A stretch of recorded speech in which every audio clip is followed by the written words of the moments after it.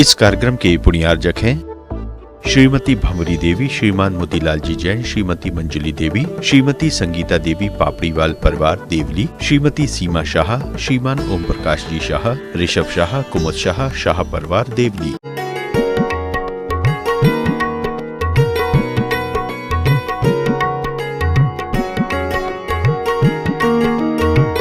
देखने में बड़ा खूंखार व्यक्ति था। जब मैंने उस व्यक्ति के बारे में पता किया तो लोगों ने बताया कि महाराज वो बहुत सज्जन है। उसका चेहरा है खूंखार, उसकी आवाज है बुलंद। तो हमें समझना है, सोचना है कि कहीं हम किसी धोखे में तो नहीं जा रहे हैं, हम किसी की बहकावे में आकर के अपनी जिंदगी को कहीं गर्त में तो नहीं ले जा रहे हैं। क्योंकि आज बहरूपिया बहुत मिलेंगे और ओरिजिनल बहुत कम मिलेंगे। तुम्हारी कमजोरियों का फायदा उठाने वाले बहुत सारे लोग मिलेंगे, तुम्हें उल्लू बनाने वाले बहुत सारे लोग मिलेंगे, मगर तुम्हें गिरे व्यक्ति को उठाने वाले बहुत कम मिलेंगे, गिरे को गिराने वाले और ज्यादा मिलेंगे। समझने का प्रयास। तो पूज्य गुरुवर ने, शिव कोटि महाराज ने भगवती आराधना में एक उदाहरण दिया कि एक लोहे का पिंड को तुम अग्नि में डाल दो, जब वो लाल सुर्ख हो जाए, बिल्कुल लाल हो जाए, धधकने लगे, तब उसे किसी चमीटे से पकड़ करके और एक भगोनी में उसे डाल दो। वो भगोनी में तुम जैसे ही डालोगे वो चारों तरफ से पानी खींचेगा और थोड़ी देर में उसे निकाल करके बाहर रख दो। उसमें से एक बूंद पानी भी नहीं टपकेगा उस लोहे के पिंड से। ऐसा अगर तुम्हें गुरु या निर्देशक मिल जाए कि तुम्हारी सारी बातों को पी जाए और लोग उसके टुकड़े टुकड़े भी कर दें कि वो तुमसे क्या कह के गया है, तो वो ना बताएं, ऐसे को अपने अंदर की सारी बातें बता देना। उसे कहते हैं गुरु, उसे कहते हैं निर्देशक, उसे कहते हैं हितैषी, उसे कहते हैं तुम्हारा भला करने वाला, तुम्हारा उपकारी। समझने की कोशिश करो। अगर काश ऐसा व्यक्ति ना मिले तो सारे दर्द तुम पी करके मर जाना, एक ही भाव बिगड़ेगा, अगला भाव अच्छा हो जाएगा। और अगर ऐरा खैरा नत्थु खैरा को तुमने अपने अंदर की वेदना, अपने अंदर के कष्ट, अपने दुख अगर उसे बता दिए और वो तुमसे मीठी मीठी बातें करके निकालता गया और तुम्हें बदनाम कर देगा, तुम्हें लूट लेगा, तुम्हें बर्बाद कर देगा, ब्लैकमेल कर देगा, बंधुओं लुट जाओगे, टूट जाओगे। और एक भाव नहीं 10-10 भाव तक, क्योंकि बद से बदनाम बुरा होता है, बद से बदनाम बुरा होता है। युग के आदि में चतुर्थ काल में भरत और बाहुबली लड़े थे। आज भी लोग कहते हैं मोक्ष चले गए तो क्या हुआ, दोनों भाई धन दौलत के लिए लड़े। अजमेर में एक चोर बनिए की दुकान है, उसकी दुकाने में लिखा है चोर बनिए की दुकान। मैंने जब 1994 में वहाँ चातुर्मास किया, इसी आगरा से बिहार करते हुए सांगानेर और सांगानेर से अजमेर चातुर्मास के लिए गए थे, तो लोगों ने बताया कि महाराज यहाँ एक चोर बनिए की दुकान है। मैंने ऐसे कैसे हो सकता है चोर बनिए की दुकान? बोले महाराज उसकी दुकान का बोर्ड ही है चोर बनिए की दुकान। मैंने मुझे तो विश्वास नहीं है। बोले अच्छा देख लेना आप। तो जब वहाँ विधान हुआ, विधान का जुलूस निकला, तो मैंने देखा कि लोगों ने बताया महाराज जी देखो ये, मैंने देखा उसमें लिखा चोर बनिए की दुकान। मैंने कहा बात क्या है? बोले महाराज जी 7 पीढ़ी पहले, यानी 7 पीढ़ी कम से कम 500 साल तो मान ही लो, कि बाप के बाप के बाप के बाप के बाप ने कभी चोरी की थी, मगर वो आज भी चोर बनिए के नाम से विख्यात है। एक सक्कर चोर के नाम से ललितपुर में विख्यात है आदमी। उनके बेटे वर्तमान में जो परिवार है उनके डॉक्टर, इंजीनियर, सीए सब अच्छी अच्छी पोस्ट पर है।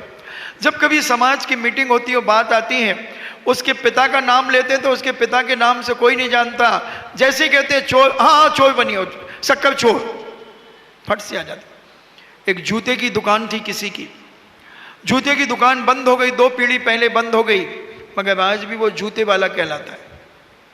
इसलिए बद से बदनाम बुरा होता है बंधुओं। अपने जीवन में बहुत सोच समझ करके अपने अंदर की बात बताना, कोई ज़रूरत नहीं है, अगर ना मिले सुनने वाला तो बताने की कोई ज़रूरत नहीं, उसे अपने साथ में ले जाना। और वह घंटा कहती है कि मैं अपने पति के साथ जल करके मरूंगी। जो मेरे पति ने मंत्र गुरु से लिया था, वही मंत्र का स्मरण करते हुए, उसी पर श्रद्धा और विश्वास और प्रतीति रखते हुए मैं मरूंगी। क्योंकि पहले एक सती प्रथा की परंपरा चलती थी कि पति मरने के बाद उसकी पत्नी को भी जल करके मरना पड़ता था। इसे सती प्रथा कहते थे और ये बहुत पुरानी परंपरा थी। मगर एक राजा राम मोहन राय हुए, मैंने 4th कक्षा में पढ़ा था, राजा राम मोहन राय ने इस सती प्रथा को बंद कराया था। मगर जिसका भला किया जाए वही व्यक्ति उसका विरोध करता है। राजा राम मोहन राय ने इन माताओं का भला करना चाहा कि ये बेचारी जिंदा जलती हैं। आपको मालूम है, जब किसी की अर्थी जाती है तो एक बहुत लंबा बांस लेकर के भी जाते हैं लोग। क्यों ले जाते हैं नहीं मालूम, मैं बताता हूं। वो बांस क्यों ले जाया जाता है? क्योंकि जो स्त्री, जैसे पति मर गया तो वो स्त्री उस चिता में जलती थी, जिंदा स्त्री को फेंका जाता था। जिंदा कौन जलेगा? कितनी भी पतिव्रता नारी हो, तड़फेगी, भागने का प्रयास करेगी। अरे तुम कभी रोटियां बनाती हो और तुम्हारी गलती से कभी रोटी फूल जाती है, अब उसमें एक आध छेद हो जाए तो उसकी भाप जब तुम्हें तो लगती तो तुम फट से मुंह में उंगली दे देती हो, इतनी जलन होती है उस भाप की। तो जिंदा उस चिता में जब जिंदा जलेंगे तो कैसे जल सकते हैं? कोई साध्वी तो है नहीं कि भेद विज्ञान कर ले, कोई गज कुमार मुनि जैसे ताकत तो नहीं थी, गुरु दत्त जैसे मुनिराज की जैसे ताकत तो नहीं थी कि रुई लपेट कर घास लेत का तेल डालकर और आग लगा दी हो, मुनिराज ने केवल ज्ञान प्राप्त कर लिया हो। हम तो बहुत कमजोर आदमी थे। तो वो भागी घंटा, तो स्त्रियां जब उसमें चिता में डाली जाती थी तो वो भागती थी, तो उस बांस से उन्हें ढकेल करके पुनः अग्नि में डाला जाता था। क्योंकि अग्नि की चिता के पास कौन जाएगा, इतनी आंच होती है। तुम तो गए नहीं होगे, हम तो 10-20 को छोड़ करके आ गए। तो उस बांस से ढकेला जाता है, बांस से ढकेल ढकेल करके पुनः उस बांस में लटका करके फिर अग्नि में डाल दिया जाता है। वो बांस इसलिए जाता है, इसलिए उस बांस को कभी वापस नहीं लाते और उस बांस को वहीं मरघट में छोड़ आते हैं। चंडाल उसका प्रयोग करता है। इसलिए जैन दर्शन में बांस को जलाना अशुभ माना है। बांस को जैन दर्शन में नहीं जलाया जाता, अशुभ माना जाता है, क्योंकि वो हत्यारा है वो बांस। तो ऐसी राजा राम मोहन राय ने जब इन महिलाओं की चिंता व्यक्त की तो इन्होंने उसे चप्पलों से मारा, बेलन से मारा, अपमान किया, गालियां दी, घसीटा। मगर एक करुणा से भरा हुआ एक इंसान राजा राम मोहन राय ने बड़े प्रेम से, बहुत आत्मीय भाव से उन बहनों को, बेटियों को समझाया कि बेटा मरो मत। क्योंकि लोगों की ऐसी टेंडेंसी बन गई थी कि जिस महिला का पति मर जाए और पत्नी जिंदा हो तो वो भूत बनकर के अपनी पत्नी के पास आकर के उसे परेशान करता है, उसे चिपकता है। ऐसी लोगों की धारणाएं बन गई थी। और अभी भी कई हिंदू समाज में, कई ऐसे लोगों में ऐसी स्थिति बनती है कि वो आ गए। कौन आ गए? पप्पू के पापा आ गए। अलग निरंजन, आगे डब्बा पीछे इंजन, और चुटैया खोल करके अब ये घुमाती हैं। आदि भूतनी तो वैसे ही लगती हैं। जब गलती से सिर से नहा लेती हैं और 2-3 बार बालों को ऐसे कर लें तो ऐना में देख लो, वो कौन सा वो दर्पण होता ना, वो क्या कहते हैं, ड्रेसिंग टेबल, उसके सामने खड़ी हो जाओ और पदम पुरा की और तुम में कोई अंतर नहीं होता। सारे भूत महिलाओं को क्यों लगते हैं, पुरुषों को क्यों नहीं लगते? क्योंकि तुम्हारे पास चुटैया नहीं है, इनके पास चुटैया है, और चुटैया खुल गई, जैसे कहते बंद है मुट्ठी लाख की और खुल गई तो हो गई खाक की। ऐसे ही इनकी चुटैया जब तक बंधी रहती हैं, जब तक ये माँ बहन और बेटी के रूप में होती हैं, बहू के रूप में होती हैं, और जैसे ही चुटैया खुली, सच बोल काला कौआ काट खाएगा, कैसे लगती हैं, और चलती हैं तो वो बाल जंप करते हैं, हम समझ जाते कोई भूतनी आ रही है। आ रही हो तो घंटा मरी और मेगसेन धीवर मर गया। अभी कहानी खत्म नहीं हुई, अभी चर्चा खत्म नहीं हुई है, अभी चर्चा तो और चलेगी और चलेगी। और दोनों मर गए हैं, जल गए हैं, और जब तक मोक्ष नहीं होता, जब तक संसार में भ्रमण हर जीव का होता है 84 लाख योनियों में। जैन दर्शन कहता है 84 लाख योनियों में भ्रमण होता है।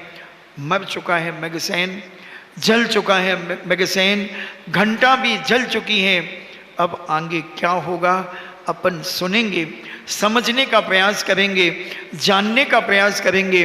तो अगर हम अपनी भाषा, हम अपनी वाणी को थोड़ा सा संभाल करके बोलना शुरू कर दें, थोड़ा साइलेंसर लगा करके अगर हम अपनी वाणी को बोलना शुरू करें, तो हमें बहुत सारा प्यार, बहुत सारा अपनत्व, बहुत सारा आत्मीय भाव, बहुत सारा वात्सल्य, बहुत सारा दुआएं हमें मिल सकती हैं।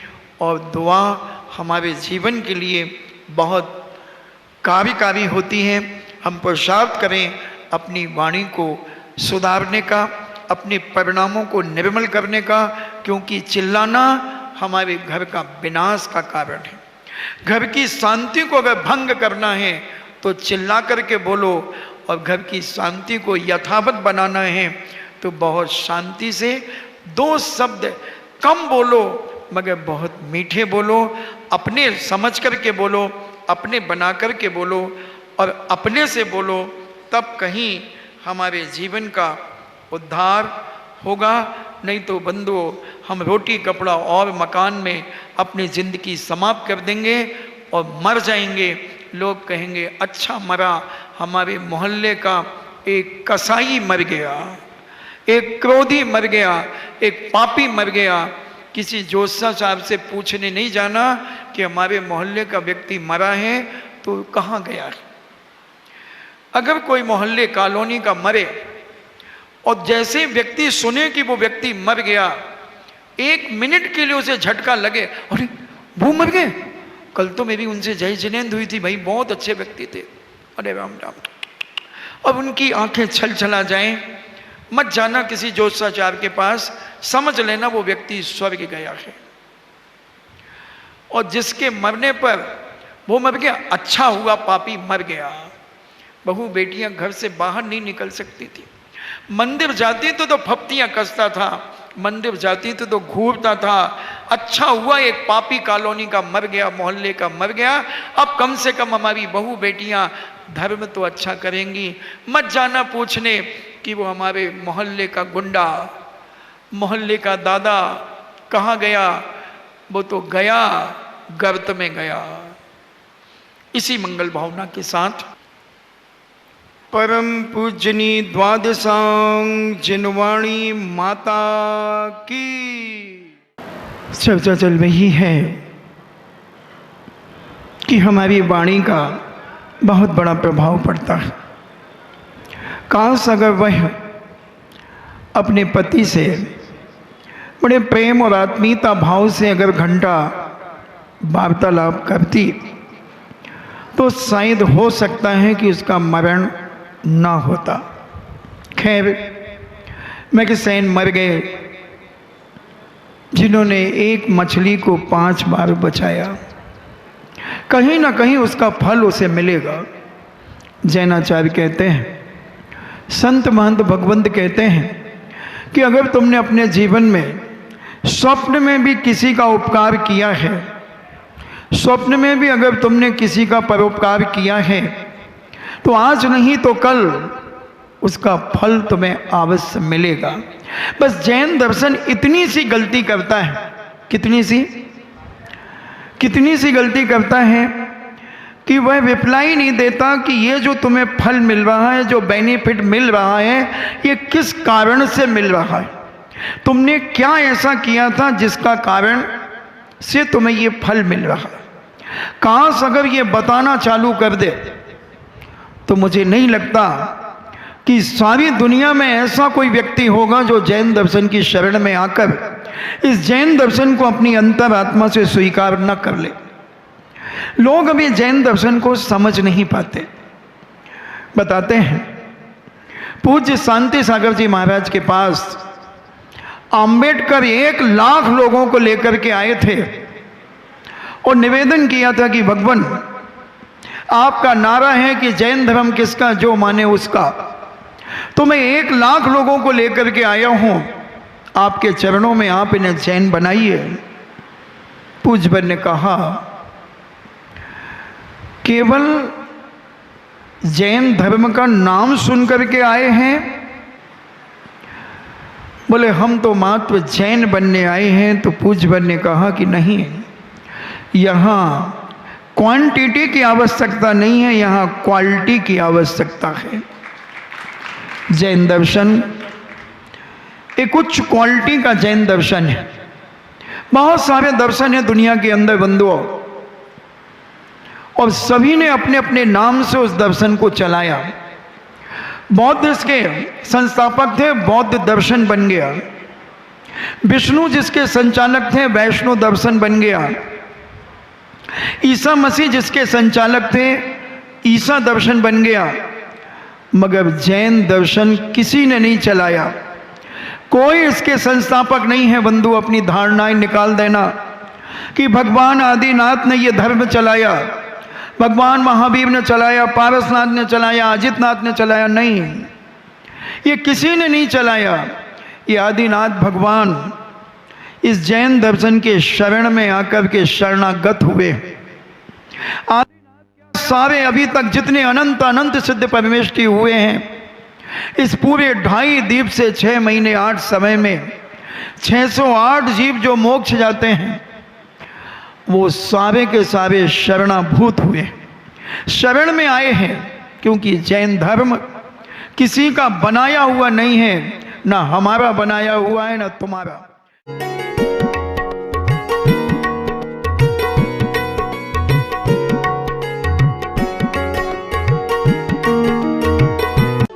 इस कार्यक्रम के पुण्यार्जक थे श्रीमती भंवरी देवी, श्रीमान मोतीलाल जी जैन, श्रीमती मंजुली देवी, श्रीमती संगीता देवी पापड़ीवाल परिवार देवली, श्रीमती सीमा शाह, श्रीमान ओम प्रकाश जी शाह, ऋषभ शाह, कुमुद शाह, शाह परिवार देवली।